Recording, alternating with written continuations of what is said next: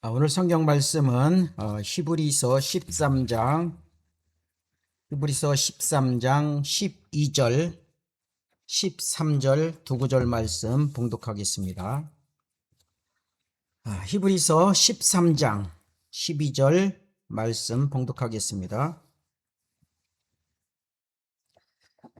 그런즉 예수께서도 자신의 피로써 사람들을 거룩하게 하시려고 성문 밖에서 고난을 받으셨느니라. 그러므로 우리도 그의 수치를 짊어지고 진영 밖에 있는 그에게로 나아가자. 말씀을 해서 잠깐 기도하겠습니다. 아버지 하나님, 오늘 오직 아버지 하나님만을 생각하면서 오늘 영과 진리로 예배를 드리고자 합니다. 이 시간 이 경배를 받아주시길 원합니다. 말씀을 선포할 때 아버지께서 친히 함께해 주심으로 인하여 전하는 자뿐만 아니라 듣는 자도 오늘 말씀에서 하시고자 하는 그것이 무슨 뜻인가 깨닫게 하여 주시길 바라며 오직 하나님만 높이는 그러한 자리가 될 수 있도록 인도하여 주시길 원합니다. 시종 아버지께 맡겨오며 주 예수 그리스도의 이름으로 기도드립니다. 아멘. 자, 오늘 말씀 제목은 진영 밖의 예배입니다. 진영 밖의 예배. 자, 어떻게 보면은 출애당한 자들이 다시 모일 때 하나님께서 하시는 일이 무엇인가? 이것에 대해서 오늘 말씀을 나누고자 하는 것입니다. 여러분, 오늘 이 설교는 여러분의 그 상처를 달래는 그러한 설교가 아닙니다. 오늘 이 설교는 그렇다고 이 현실을 포장하는 그러한 설교도 아닙니다. 오늘 이 설교는 하나님의 법과 진리 때문에 밖으로 밀려난 사람들에게 주시는 하나님의 그 방식을 말씀드리는 것입니다.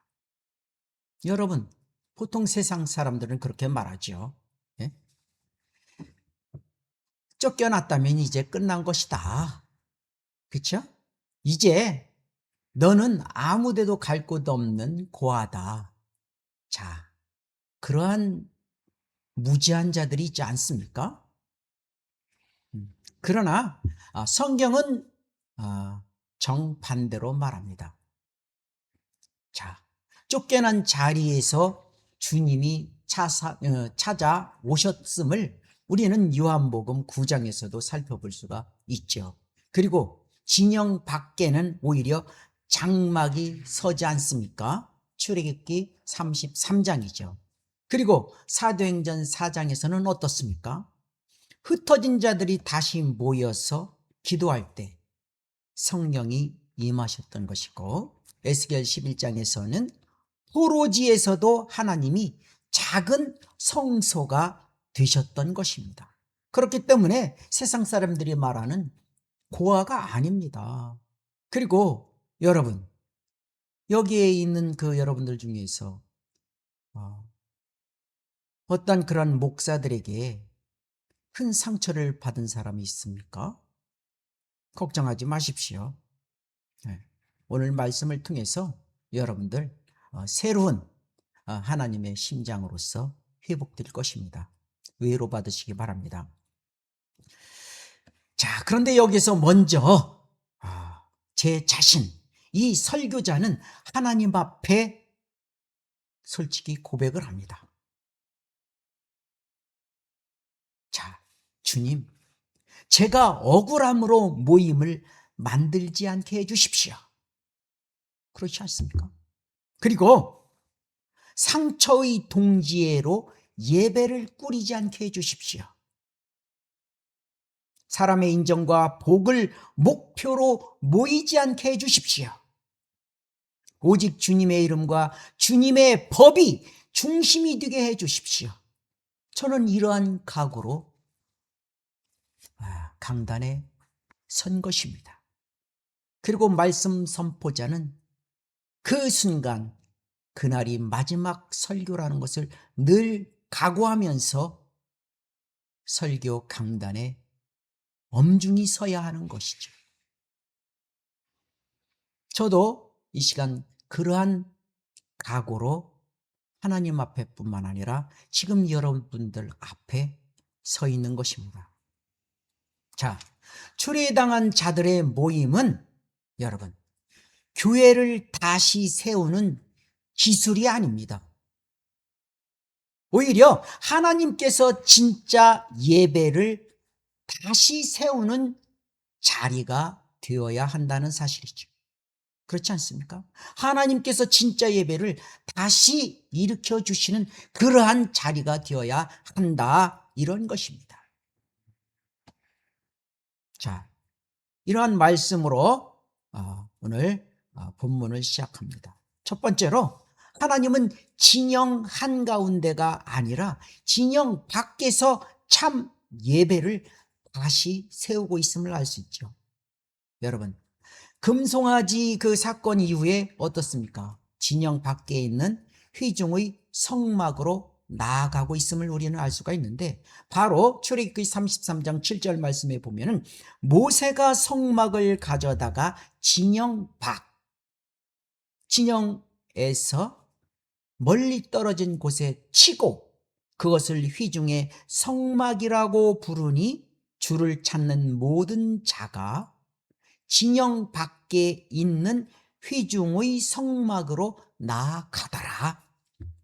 회중의 성막으로 나아가고 있음을 우리는 볼 수가 있습니다. 자, 여기에서 핵심은 바로 이것이죠. 여러분, 이것을 여러분들 아셔야 하는 것이죠.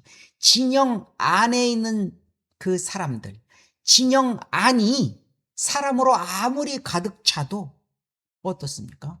하나님이 기뻐하지 않으실 수도 있는 거 아니겠습니까? 자, 그렇다고 진영 밖이 아무리 초라해도 하나님이 임재하실 수 있는 것이죠. 그렇지 않습니까? 자, 여기서 보면은 진영 밖에 예수 그리스도께서도 진영 밖 갈보리의 산상에서 그 엄청난 십자가를 졌던 것이죠. 거기서 매달리셨던 그런 사실을 여러분들 아시지 않습니까? 그렇기 때문에 진영 안, 진영 밖, 그렇죠? 진영 밖이 초라해도 거기에 주께서 계시면 그것으로서 기쁜 것 아니겠습니까? 때문에 내 자신이, 여러분들 자신이 지금 안에 있는 것이 안전하다라고 생각하는 것은 착각일 뿐이다. 그 착각이 깨져야 한다라는 것이죠.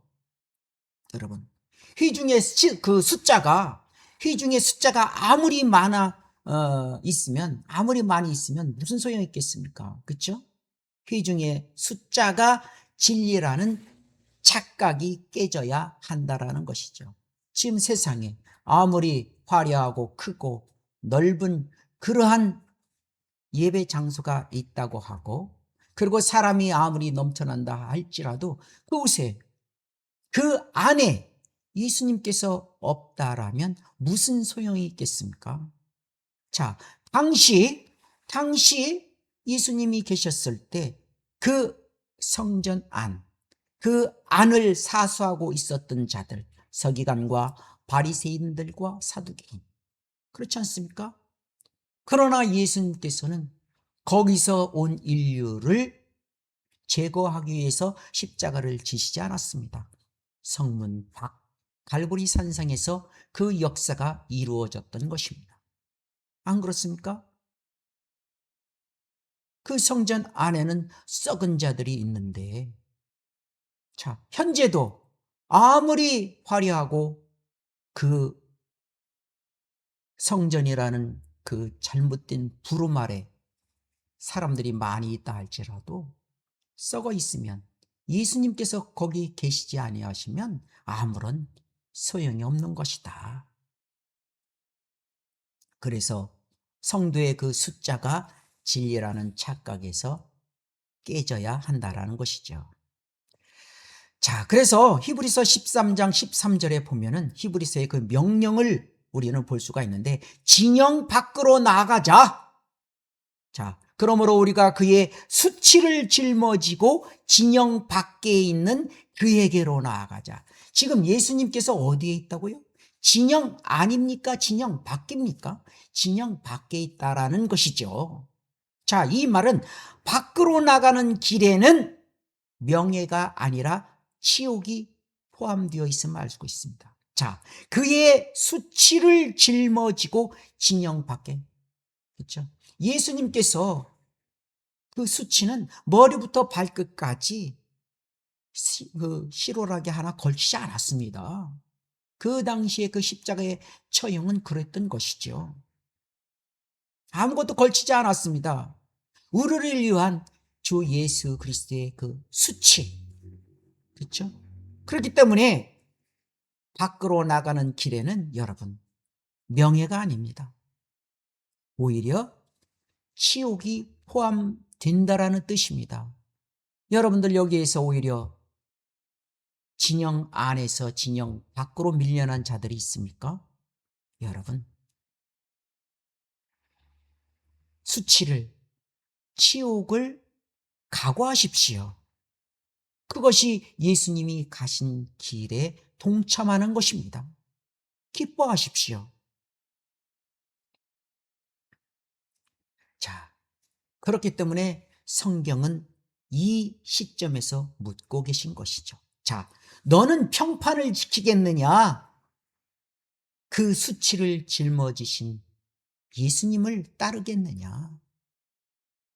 네? 세상의 평판, 넌 이제 고아야, 넌 위토리야, 이러한 평판을 따르겠습니까? 아니면 수치를 짊어지고 가신 예수 그리스도를 여러분들은 따르겠습니까? 중요한 것 아니겠습니까? 거짓 목사들이 하는 그 행태에 대해서 여러분들 두려워하지 마십시오. 여러분, 자, 오늘 추례에 대해서 또 다시금 언급을 하는데, 자, 이 추례라는 것은 또 성경에서도 여러 군데 나옵니다. 때로는 그거와 또 비슷한 사례도 있는데 오늘 잠깐 그것을 먼저 짚어보려고 합니다. 자, 그래서 그 추례당한 성도들이 다시 모일 때 가장 먼저 점검해야 할 것은 바로 상처가 아니라 여러분들의 그 마음 중심입니다. 상처받았다라고 전전긍긍 할 것이 아니라 여러분의 그 중심이 어디에 있느냐, 그것이 중요한 것이죠. 그래서 우리는 누구 때문에 모였는가? 무엇을 지키기 위해서 모였는가? 반응 때문에 뭉친 모임인가? 아니면 이러한 우리는 진리 때문에 모인 모임인가? 이것을 여러분들 생각해야 된다는 것입니다. 자, 그 반응 때문에 뭉친 모임, 그 반응은 무엇이겠습니까? 온갖 반대로 지적질하는 그러한 세상 사람들의 그 언어들, 그렇죠? 그것 때문에 뭉친 것이 아니라 진리를 사모하는 마음 때문에 우리는 오늘 이 자리에 있는 것입니다. 자, 우리가 그 본론으로 들어가기 전에 더 자세히 들어가기 전에 추례 후 다시 모인 그 예배의 그 성경적 사례들을 잠깐만 그 살펴보고 있는데, 자, 여기서 이렇게 보면은 회당에서 공식 그 추례를 또한 그 당한 한 사람이 있습니다. 자, 그 장님이 그 치유를 받지 않습니까? 그러다 보니까 그 바리새인들이 그 운집해 있는 그곳에서 결국은 쫓아내죠. 그렇죠? 예수님이 고쳐주셨어요. 근데 쫓아냈어요. 자, 예수님이 그런 자에게 직접 또 찾아오셨던 것이죠. 그러니 주위의 사람들 역시 믿고 경배하는 그러한 은혜가 일어납니다. 요한복음 9장 34절 38절의 그 말씀인 것이죠. 자, 여기서 볼 때 출애는 끝이 아니다. 주님의 직접적인 목양의 시작이 되는 거다. 그렇죠? 이 말씀에서 여러분들 위로를 받으시기 바랍니다. 자, 그리고 출애 유업을 받은 성도들이 어떤 유형이냐면, 여기서 이제 바라보면 진리를 고백하면 오히려 쫓아냅니다. 예? 그렇지만 어떻습니까? 두려움 속에서도 믿음을 유지하는 것을 우리는 요한복음 9장에서 볼 수가 있는 것이죠. 거짓 평화는 진리를 배제하는 거 아니겠습니까? 자, 그리고 요한 3서 1장 9절과 10절에서 보면은 디오트레페라는 인물이 있습니다. 자, 이자는 교회의 권력으로 형제를 쫓아냅니다. 그렇지만 어떻게 됐습니까? 사도 요한의 책망이 있는 것이죠. 그래서 출애는 참 교회와 거짓 권력을 드러냄을 알 수가 있는 것이죠. 자, 그리고 이제 풀려난 그 사도의 그 공동체들을 볼 수가 있는데, 그 당시 때 어떻습니까? 공권력의 그 박해로 인해서 사도들이 또한 흩어지기도 하죠. 자, 그렇지만은 이 사람들이 다시 모여서 어떻게 했습니까? 기도하고 성령으로 충만했던 것이 바로 사도행전 4장 말씀이죠. 이처럼 출애 이후의 첫째 반응은 바로 기도뿐이다. 여러분, 기도하지 않고서 이 자리에 모였습니까? 기도하지 않고서 여러분의 상처를 달랬습니까? 아니죠. 자, 그리고 이제 초대교회 때 보면은 많은 그런 사람들이 그 대박해가 있었는데 또다시 다 흩어지지 않습니까? 그런데 흩어져서 이들은 어떻게 했습니까? 오히려 복음을 전파하지 않았습니까? 자, 그것이 이제 사도행전 8장에 이르러 시행이 됩니다. 그래서 하나님은 흩어짐은 바로 확장이다.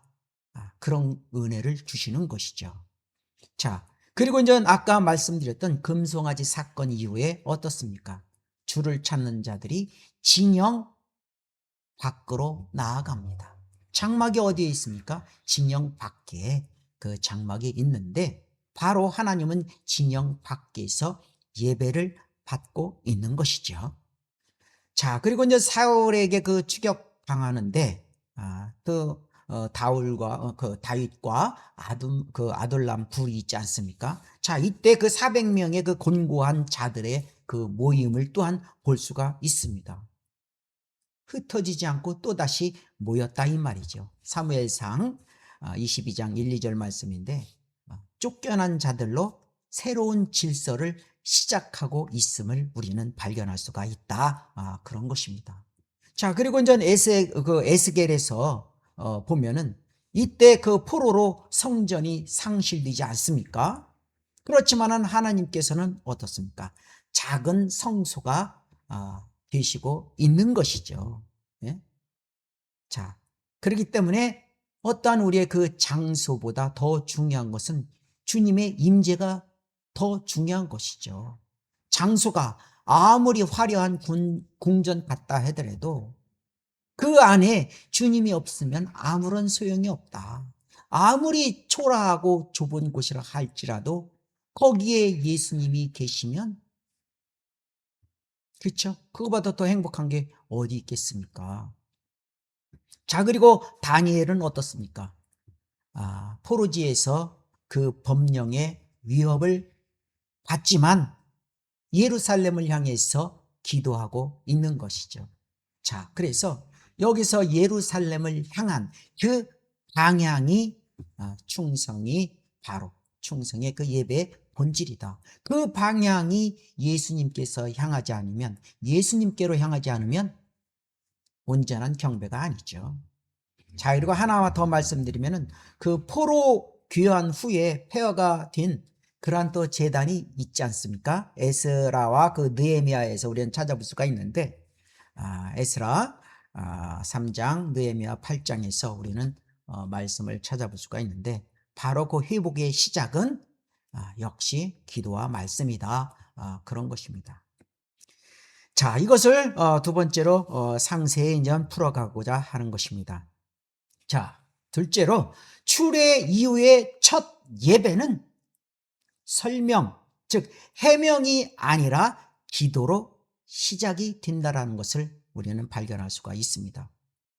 자, 그것이 사도행전 4장 23절에서 31절 말씀입니다. 제가 앞에 부분과 뒷부분을 살펴보겠습니다. 사도행전 4장 23절에서 31절. 자, 사도들이 풀려난 후에 동료들에게 가서 선임 제사장들과 장로들이 그들에게 말한 바를 모두 이야기하니 그들이 그 말을 듣고 다 같이 하나님께 음성을 높여 아뢰기를 주여 주께서는 하늘과 땅과 바다와 또 그 가운데 있는 모든 것을 지으신 하나님이십니다. 자, 건너뛰어서 31절을 보겠습니다. 그들이 기도를 마치자 그들이 함께 모여 있는 곳이 진동하더니 그들이 모두 성령으로 충만하여 담대하게 하나님의 말씀을 선포하더라. 자, 바로 그것입니다. 모여 있는 곳이 진동했습니다. 성령으로 충만했습니다. 그리고 하나님의 말씀을 담대히 선포했습니다. 그죠? 자, 사도들은 풀려나자마자 어떻게 했습니까? 자기 동료들에게로 가서 그들은 자기의 그 억울함을 풀 어떤 그 기자회견을 연 것이 아니죠. 네? 모여서 어떻게 했습니까? 하나님께 기도하더라. 그래서 진동했지 않았습니까? 기도의 내용은 분명합니다. 사람을 저주하는 기도가 아니라 하나님께 담대함을 구하는 기도를 했던 것입니다. 자기 마음에 안 들면 무조건 되고 교회 안에서 성도들끼리 더군다나 구원받은 자들이 쌈박질하고 고소하고 고발하고 문제 아니겠습니까? 담대함을 구한 기도를 했던 이들 그리고 그 기도의 결과는 분명합니다. 그렇죠? 어떻게 됐습니까? 모인 곳이 진동을 했고 성령이 충만했고 담대히 말씀을 선포했다라는 것이죠. 이것이 우리의 바로 오늘날 이 자리에 여러분들이 본받아야 할 그런 상황 아니겠습니까? 그래서 저와 여러분의 그 고백은 내 입술이 사람을 해부하는데 먼저 열리지 않게 해주십시오. 내 무릎이 하나님 앞에 먼저 꿇리게 해주십시오. 내 눈물이 억울함이 아니라 주의 법 때문에 흐르는 눈물의 고백이 되어 함을 우리는 알아야 한다. 그런 것이죠. 이것이 중요한 것입니다. 내가 지금 억울하다라고 전화로 쌈박질하거나 고소하고 고발하는 것이 아니라 오히려 하나님께 그 모든 것들은 위탁하고 기도하는 것입니다. 그것이 하나님의 자녀지. 안 그렇습니까? 자, 그리고 박해로 흩어진 교회는 끝난 교회가 아니라 퍼지는 교회다. 사도행전 8장과 11장에서 우리는 그 상황을 찾아볼 수가 있는 것이죠. 자, 사도행전 8장 4절에 보면은 그러므로 널리 흩어진 사람들이 가는 곳마다 말씀을 전하더라. 그렇죠? 흩어져서 그대로 끝난 것이 아니라 가는 곳마다 오히려 말씀을 전하는 것이죠. 지금 여러분들은 어떻게 합니까? 하나님의 말씀을 전하면서 가는 곳마다 구령을 담대히 하나님의 말씀을 전하며 혼들을 이겨와야 하는 것이죠. 그리고 사도행전 11장 19절에 보면 그때의 스테판에게 일어난 박해로 인하여 널리 흩어진 사람들이 멀리 페니키와 쿠프로와 안티옥까지 가서 오직 유대인들에게만 말씀을 전파하더라. 말씀을 전파하고 있음을 우리는 알 수가 있는 것입니다. 이처럼 흩어짐은 패배가 아니라 말씀의 전파로 이어져야 한다, 이 말이에요. 주저앉아서 되는 문제가 아니다. 그렇죠? 받은 상처로 인하여 괴로워하지 말자. 오늘 우리의 모임이 피해자의 그 공동체가 아니라 기도의 공동체가 되어야 한다라는 사실이죠. 기도가 먼저 바르게 서 있지 않으면 모임은 곧 상처와 분노의 회전문이 되는 것이죠. 회전문이 뭐는 걸까? 회전문. 늘 그 자리에서 제자리에서 뱅글뱅글 돌지 않습니까?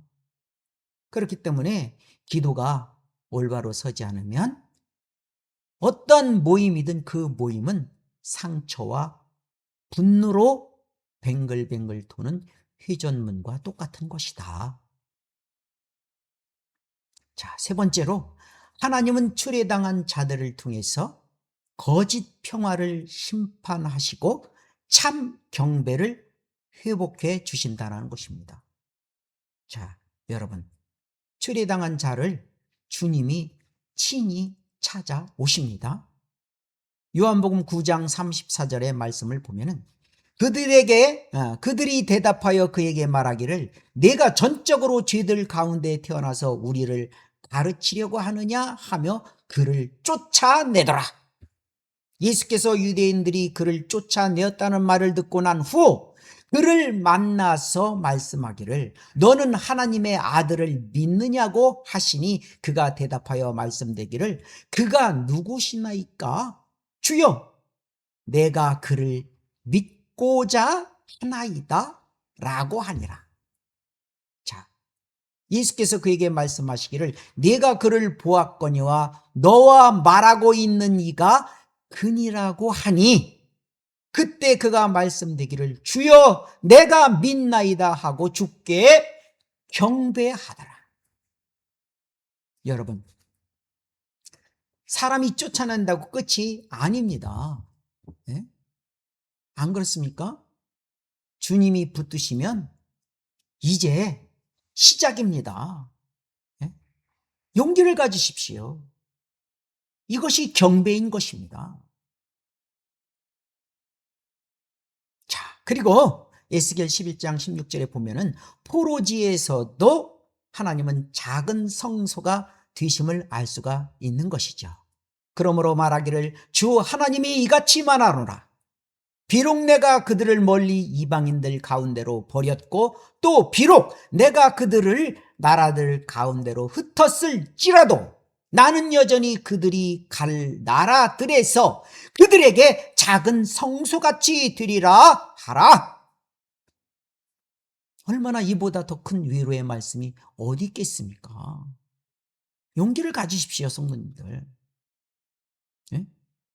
자, 그리고 다니엘서 6장 10절 말씀에 보면은 포로로 잡혀간 곳에서의 그 예배는 오히려 더 정결해짐을 우리는 발견할 수가 있는 것이죠. 다니엘서 6장 10절 말씀 그리고 다니엘 9장에서 보면은 자, 왜 다니엘을 통해서 왜 이 경배가 오히려 더 정결해짐을 알 수가 있느냐면 쇼가 아닙니다. 쇼가 사라지고 진짜만 남았기 때문에 정결해진다라는 사실이죠. 자, 우선 그 6장 다니엘 6장 10절 말씀을 보면 이제 다니엘이 그 문서가 서명된 것을 알았을 때 자, 그의 집으로 가서 그의 방에서 예루살렘을 향해 창문을 열어두고 그가 전에 하던 대로 하루에 3번씩 무릎을 꿇고 기도하였으며 그의 하나님 앞에 감사를 드렸더라. 그렇죠? 다니엘서에 나오고 있는 말씀이죠. 자, 다니엘이 지금 무릎을 꿇고 예루살렘이라는 그 방향을 설정해 놓고 무릎 꿇어 기도하는 이 장면이 그저 한낱 쇼에 불과한 것입니까? 예? 이것은 쇼가 아니라 하나님 앞에 드려지는 진정한 그 경배와도 같은 것입니다. 자, 그런데 착금의 이 교단들, 목자들을 보십시오. 어떻습니까? 말로만 성경대로 믿는다고 하면서 오히려 거기서 벗어났을 때는 오히려 더 율법적이고, 그쵸?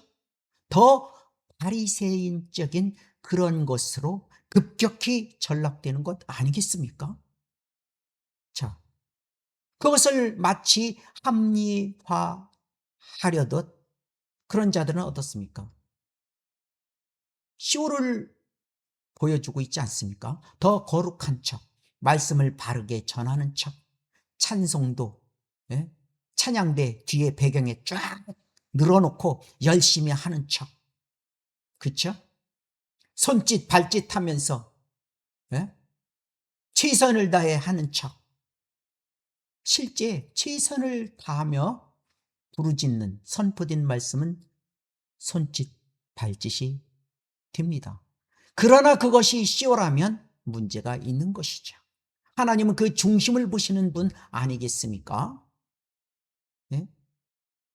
그래서 쇼가 사라져야 할 강단, 그것이 무엇이겠습니까? 진짜인 하나님의 말씀이 그 자리를 해야 된다라는 것이죠. 이 모든 것은 바로 다니엘이 예루살렘이라는 방향을 설정해 놓고 창문을 열어서 그가 하던 대로 하루에 3번씩 무릎 꿇고 기도하는 그 장면을 한번 생각해 보십시오. 그러면서 진심으로 하나님께 감사의 기도를 드렸던 것. 이것이 오늘날 여러분과 제가 본받아야 할 그러한 상황인 것 아니겠습니까? 자, 그리고 귀환 후에 회복의 순서를 한번 또 살펴보면 어떻습니까? 처음에 제단에서 바른 점 말씀, 에스라 그 3장 그리고 느헤미야 8장에서 우리는 살펴볼 수가 있는 게 바로 회복은 늘 건물보다 제단, 그리고 제단보다 말씀의 통치가 먼저라는 사실이죠. 그렇기 때문에 새 모임의 첫 기둥은 사람이 아니라 뭡니까? 말씀으로 그 기둥은 세워져야 한다는 것이죠. 사람이 기둥이 아니라 말씀이 기둥이 되어야 한다는 것이죠. 그렇지 않으면 그 기둥은 무너지는 것이죠. 안 그렇습니까? H빔, 철골 골조도 없는 세멘트만 부어댄 그 기둥은 순식간에 무너지는 것이죠. 겉만 멋진 기둥처럼 보이지만 그 말씀의 중심, 말씀의 골격이 없고서는 그냥 와야 되는 것이죠. 그래서 새 모임의 그 규칙은 분위기가 아니라 주의 말씀, 주의 법으로, 주의 말씀의 기둥으로 세워져야 튼튼하다. 그건 말씀이죠. 자, 죄송합니다. 오늘 결론의 말씀을 드리겠습니다. 성도 여러분, 추리당한 자들이 다시 모일 때 하나님은 이렇게 묻고 계시는 것이죠. 너희는 누구를 중심으로 모이느냐? 네? 그렇지 않습니까? 여러분은 누구를 중심으로 모입니까? 그렇죠. 하나님을 중심으로, 오직 하나님을 중심으로 모이는 것이죠. 자, 그리고 너희의 첫 반응은 기도로 시작했느냐, 해명으로 시작했느냐? 여러분, 첫 반응은 오직 기도여야 하는 것입니다. 네. 내 모든 상황을 주께 의탁함으로 가는 것이지, 내가 분개한 마음으로 가는 것은 그건 구원받은 자가 아니지요. 자, 그리고 너는 진영 밖의 치욕을 감당할 각오가 되어 있느냐? 아주 중요한 질문이에요. 여러분, 사람은 자기가 수치를 당하거나 어떤 그 치욕을 당하면 말할 수 없이 분노를 합니다. 그렇죠? 그건 아직도 자기가 살아 있어서 그런 것입니다. 자기의 자존심, 자기의 의, 십자가상에서의 예수 그리스도를 생각하면 우리는 그 분노는 금세 사라지는 것이죠. 그래서 밖에 있는, 진영 밖에 있는 그런 자들, 우리가 서두에 말씀드렸던 것처럼 이미 수치를 감당해야 한다라는 것이죠. 그래서 너희는 진영 밖의 치욕을 감당할 각오가 되어 있느냐라고 주님께서 묻는다면, 네, 각오가 되어 있습니다 라고 담대히 대답해야 한다라는 것이죠. 마지막으로 저와 여러분은 이렇게 고백을 해야 하는 것입니다.